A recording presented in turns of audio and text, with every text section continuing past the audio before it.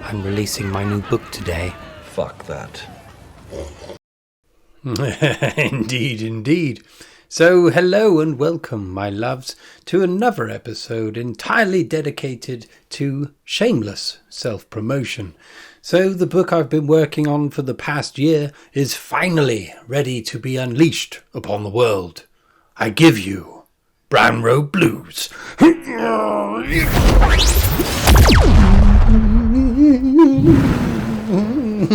There it is in all its glory, floating there in the ether.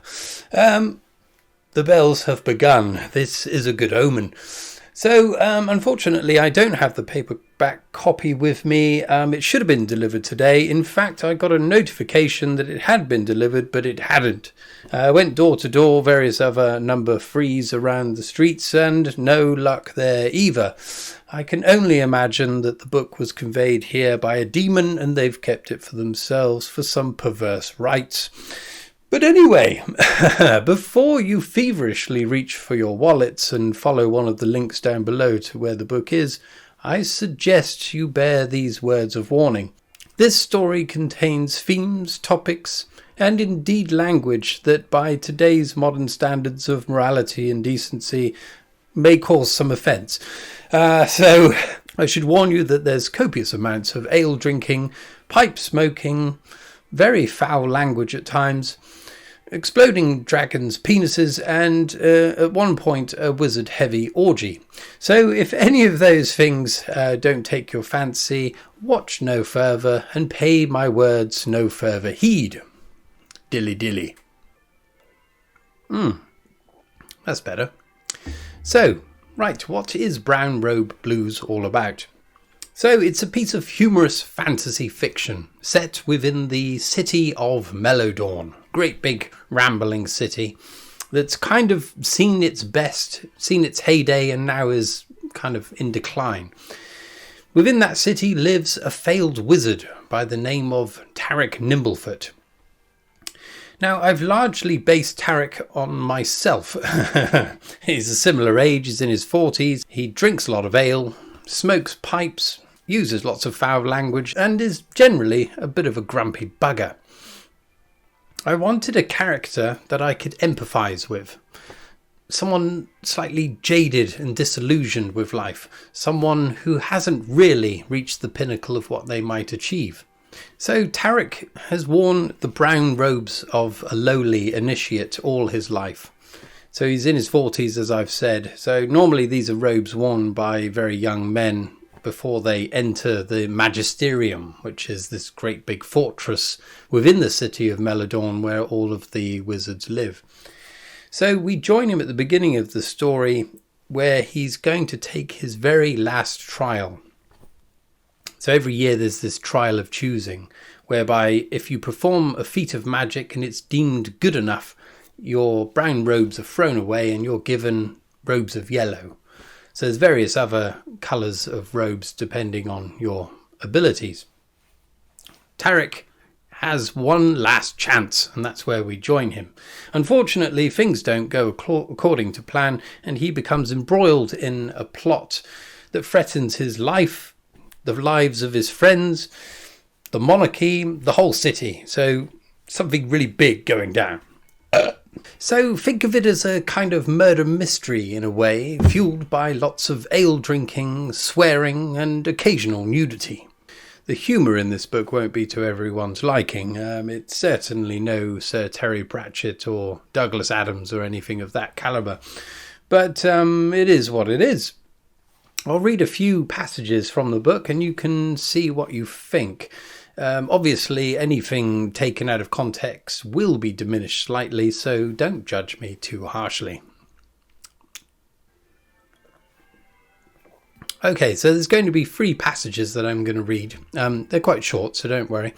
The first one is right near the beginning of the book, really, and it describes one of the districts of the city, of which there are many. This one is the most dangerous of all of them, probably. It's called Tardigrade Avenue. So he's going there on an errand, but that's all you need to know. Here we go. Tardigrade Avenue was the most insalubrious corner of the city you could ever have the misfortune to find yourself. It was said that it was impossible to walk from one end to the other without being mugged, murdered, or molested in some way. It was home to the Assassins' Guild, the Thieves' Guild, the Pickpocket Association of Elderly Women, the Dark Mage Morris Dancers Club, and the Goblin Appreciation Society. Yeah, it was a pretty fucked up place. A few years ago, a contingent of city guards had foolishly marched into the avenue to pursue a wanted criminal. Only one of them made it out alive, and he became a monk shortly thereafter. Tarric had had dealings with certain characters there over the years, and had mostly returned unscathed. The trick was to acknowledge the age-old fact that scum recognised scum. Tarric prided himself on possessing a heart of gold. It was just that his appearance, mannerisms, and general character usually conveyed the opposite. Of course, he also occasionally dallied in Tardigrade for more important distractions. There was a tavern situated in the heart of that cursed place that served the finest mulberry wine he had ever partaken. Some risks were just worth taking. Okay, there we are. There's that first bit. Okay, the second bit is a bit of further world building, I suppose, and it centres upon a book, a spell book, an old, battered, 500-year-old spell book called the Dellamophobian, of all things. So here, this is, I suppose, 2/3 into the book. Doesn't really matter. And Tarric has sat with one of his friends, a librarian, a young woman by the name of Telia. Okay, let's get through this one. Tarric and Telia sat at a small table in a corner of the tavern. The darkened Dellamophobian opened between them like a silent curse. The sounds of revelry seemed to fade from Tarric's ears as Telia muttered the words to unbind its hidden script. An aroma not dissimilar to that of a snuffed candle rose into the air between them, and like a rippling tide of black, the script emerged from the tarnished parchment. As Tarric slowly turned the pages, Telia began a monologue of the book's history and its importance to wizarding lore. Siloquent, the author of the Dellamophobian, had been a wizard from the Second Dark Age, more than 500 years ago. He was famous for a number of unsavoury habits, chiefly amongst them being the buggery of various wild animals and a particular fondness for eating his own excrement. But his crowning achievement had somewhat occluded these rather more unpalatable traits, for he had been the first wizard to successfully open a portal to another world. His Dellamophobian, according to Telia, was considered a sacred text to those who studied interdimensional teleportation. The fact that Tarric had never heard of it before last week was no surprise to Telia, because he's a failed wizard. Okay, there we are. That's the Dellamophobian, which plays a central role in the story, or in the mystery as it unfolds. Oh, lovely. Okay, so for our final passage, I've chosen a little bit from a part of the book where Tarric and his friend Athelstan, who's a great big barbarian chap, played by my brother Kirk on the front cover there with the long flowing hair. Crush your enemies! Now they've gone into Gobbles Bank, which is a goblin-owned bank, and they've got a key that they know unlocks a safety deposit box of a known criminal. And so they've gone in there in disguise to try to pretend to be relatives of the criminal.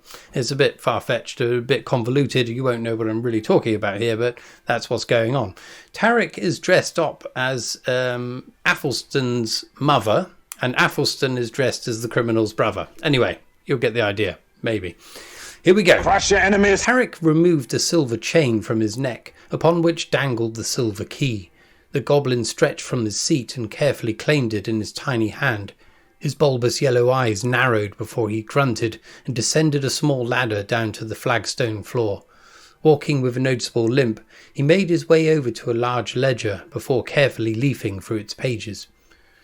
"Athelstan, if you fidget one more time, I'll stick one of these turnips where the sun don't shine."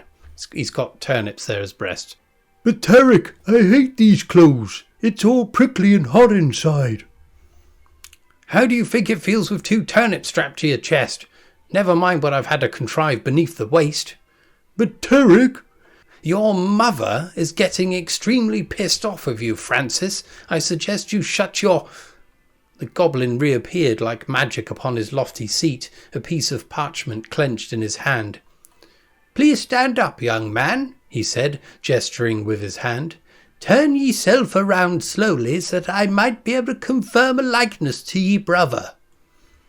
"I don't have a brother," Athelstan said, looking across at Tarric with a puzzled expression that made him want to scream.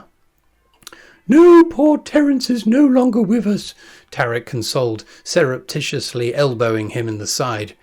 "Now get up, my dear little bastard of a son, and let the kind goblin cast his fine eyes upon thee." "Oh, yes," Athelstan said, his face a mask of concentration. "My brother's head fell off and then he died." Tarric buried his head in his hand and groaned. When Athelstan got to his feet, it was like seeing a brick shithouse come to life. Ponderously he began to turn on the spot, his arms outstretched like a muscle-bound windmill. Even doing something as inane as standing up, the barbarian looked as though he might at any moment begin disemboweling anyone within reach. A number of other customers stopped what they were doing to witness the spectacle. Even the old goblin cringed back in his seat. Okay, there we are, my dear friends. A brief glimpse, a partial lick of the metaphorical lollipop. I hope that you've enjoyed experiencing some of that, and perhaps it will move you enough to purchase it. But if it's not to your liking, then don't worry about it. But buy it anyway. So, yes, there we are. If you do purchase the book and you read it, it would be lovely if you could leave a review. Whether it's positive or negative, I don't mind. That would be quite helpful. I think that's one of the things that's stacked up against self-published authors is getting people to review stuff, because I never write reviews either myself, but apparently the algorithm demands various reviews be flung your way. So yes, if you could, that would be lovely. But there we are. Thank you. So with all that bloody gumph out of the way, I'll talk about the actual book and how I wrote it, why I wrote it, and the various artworks that accompany it. So the first thing is, I started writing this last year back in April, and I did it for 2 reasons. Firstly, I wanted to write a piece of pure escapism, really. It was completely self-indulgent. I just wanted to escape into this other world and see where it led. Without it being like high stakes or too serious, really. I wanted to be quite light-hearted, despite the fact that there are some quite gruesome deaths along the way. The other thing is, I wanted to set myself a challenge as to how quickly I could write a book. So my previous books, I'll unleash them upon you here. So the first one, Raining Sushi and Donuts, that was a travel memoir of Japan. That took me around 7 years to write. That was the first thing I ever wrote. Then came James of Galandar, the first of a trilogy of high fantasy novels that I was really into at the time. That one took me 4 years, and that was working on it almost every day because I was single and had nothing else to do. And then the second book was the sequel to that, Temple of the Cloven. That was 2 years. So each time I was getting incrementally quicker at it. And then finally, last year, there was Dark Matter, a series of short stories, science fiction ones. That took me a year, but it was quite a small book. So I thought I was definitely improving, I think, as a writer. So, right, I set myself this challenge. I thought, right, how quickly could I write this? So I set myself the task of writing the first draft of Brown Robe Blues in a month. And I managed to do that. So it was averaging around 3,000 words a day, every day. And by the end of it, it took me about 65 hours altogether. And I had about 59,000 words, something like that. I was quite impressed. I impressed myself, shall we say. But to say that that was a finished book would be a bit of a stretch. I ended up doing 6 revisions of that. So it took me, in the end, it took me 8 months. So what was it? Yeah, so in the end it was 73,000 words. So I added almost 20,000 words to that. And it took me 210 hours altogether. So, I mean, it was pretty good in a way for me. So 8 months for a full-length novel, I was quite pleased. That took me to December of last year. Book all done. Tickety-boo, lovely. Next came all of the artwork, and the first thing to tackle was the damn cover.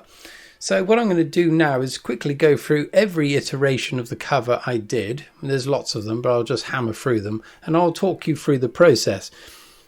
Okay, here we go.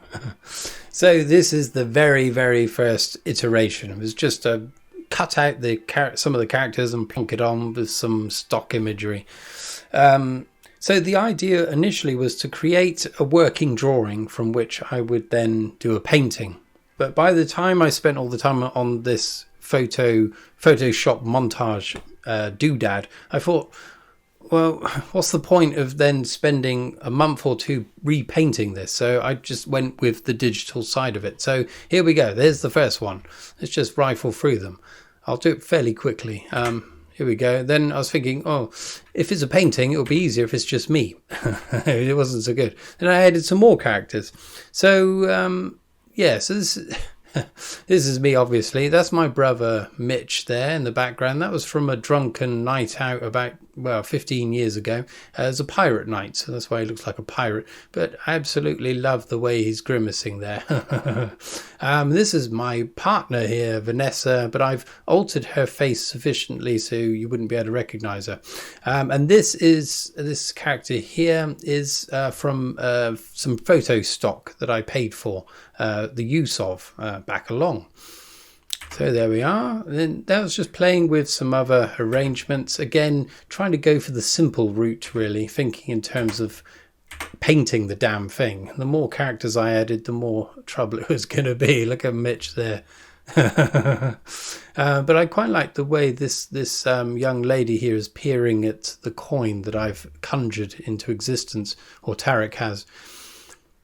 So each of these is a character within the book, except Mitch. He doesn't really appear, but this character here is called Menia, and she's a seer, and so she causes Tarric a lot of trouble along the way. There we are, just getting a bit closer there.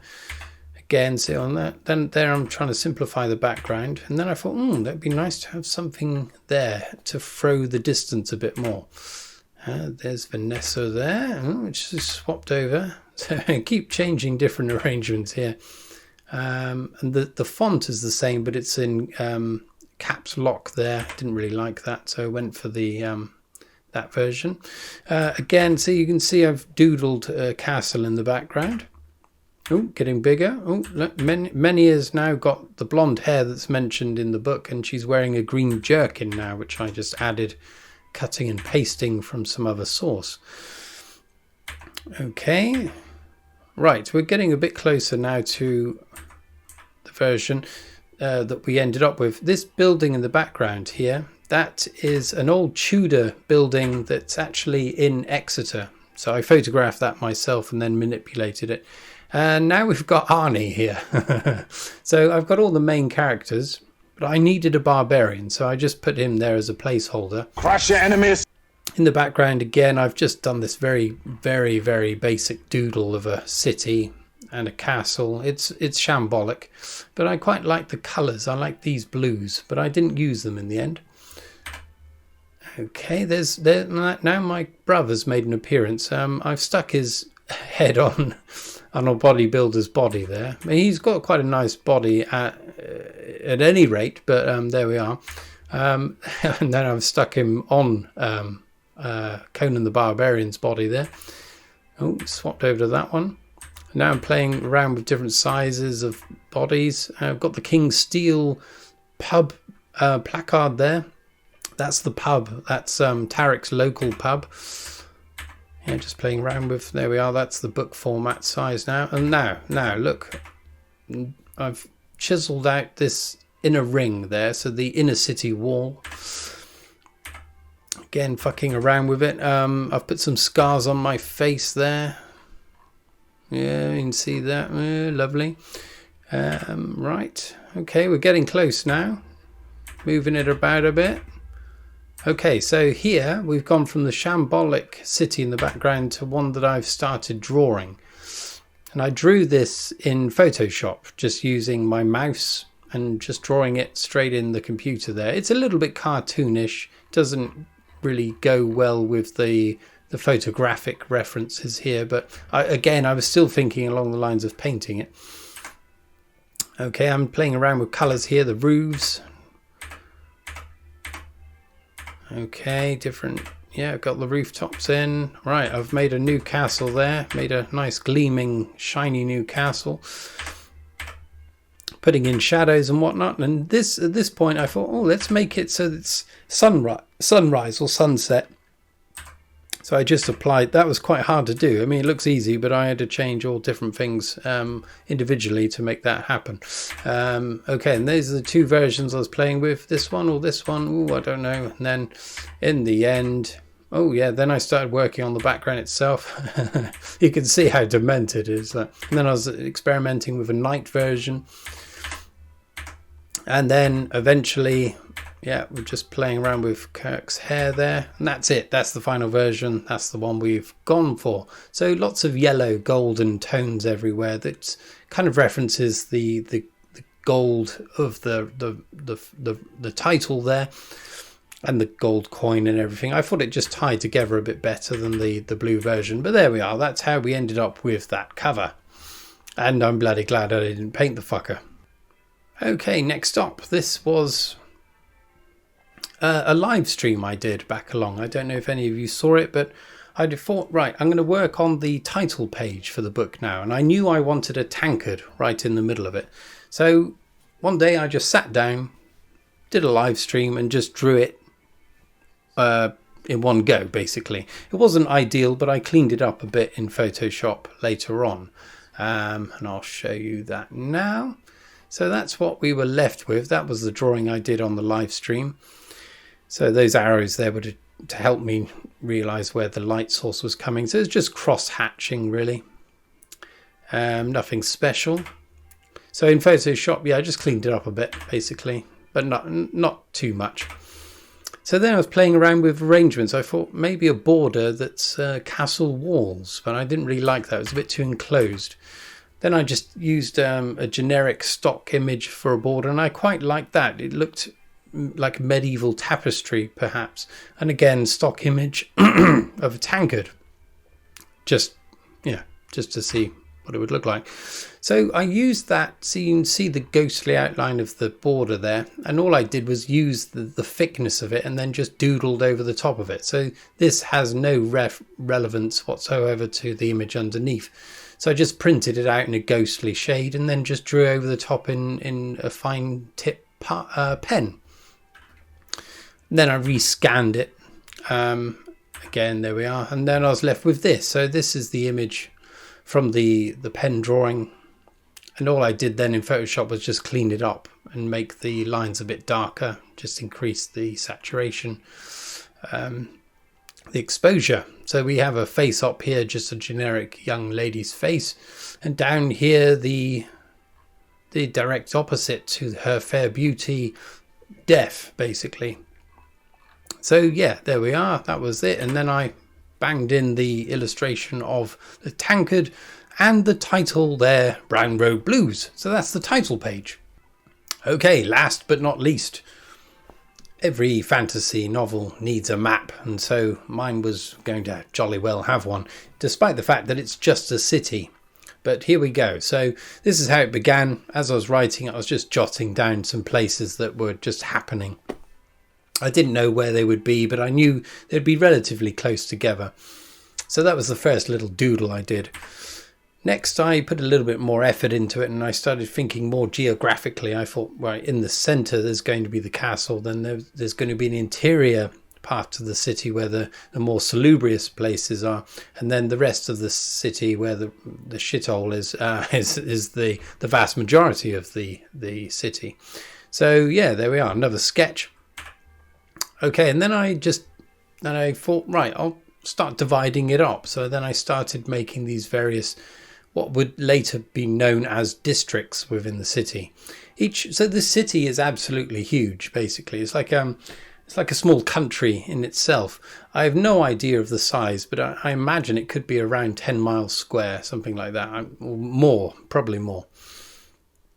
So the story itself happens mostly in this quarter here. So then I did this drawing. Again, this is just on cartridge paper. And yeah, just scanned it in. Quite simple, didn't take very long.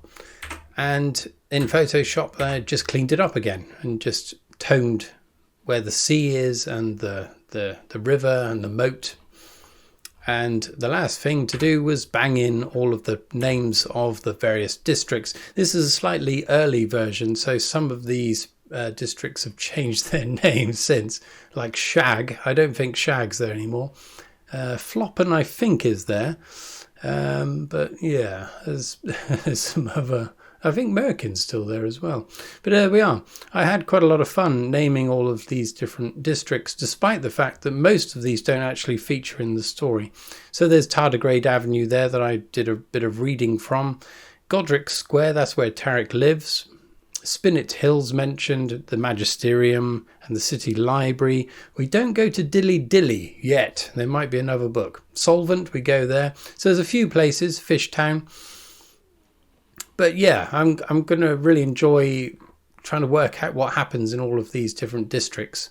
I know this one, Tumbleleaf. I think the outer wall here is broken and the forest has grown into this district. So that might be quite nice. Barrel Down, again, this is where a lot of the breweries are. So Tarric probably likes being up there. I think the barrels come down on the river as trade or something like that. Who knows? There we are. Yes. Oh, okay. Right, let's leave it there. My God, you wouldn't believe the shambles this recording's been. I'm sweating my tits off in the robes here, and I'm finding it hard to concentrate. So I got an ale to try to calm me down, and it's made matters worse. But anyway, there we are. There's the new book. Hope you've enjoyed watching this if you've watched all of it. I doubt you have. I mean, it's going to be fucking so long. I'm going to have to chop it right up. Anyway, let's leave it there. Cheerio, and buy the book.